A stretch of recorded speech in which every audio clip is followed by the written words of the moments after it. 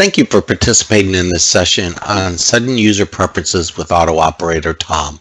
If you've used MainView Auto Operator Tom, you've probably become aware that there are a lot of different prompts for different values in the dialogues. So what we're going to do in this session is take you through how you can pre-populate those prompts with the values you normally provide.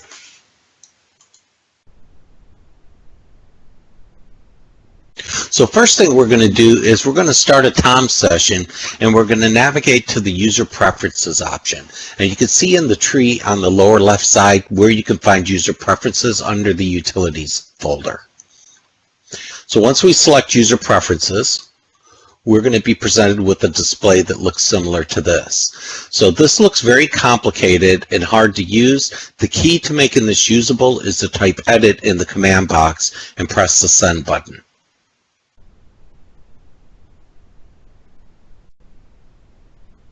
Once you've done so, you'll be prompted for which type of objects that you want to act on with your preferences. In this instance, we're going to select objects, and then we're going to click OK.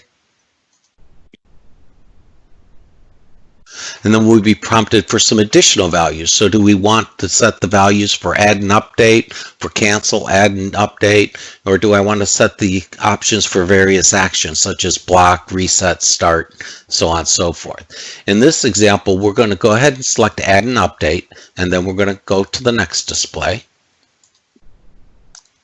And here we'll see what our various options are for add and edit.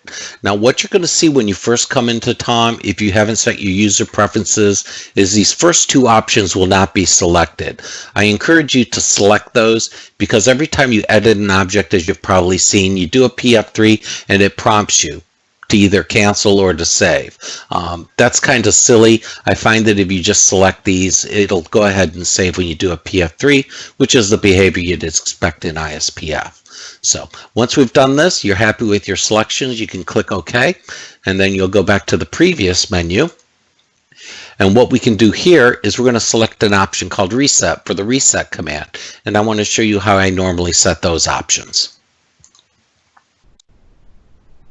So for the reset command, I always end up setting the start counter and the admin counter to 0, and then I reset all statuses. So rather than every time I do a reset command having to select these, I can select them here and then they'll be pre-populated when I issue the command. And that's what I have on using Tom user preferences. If you have any questions about using these or other MainView facilities, please reach out to your MainView software team. Thank you.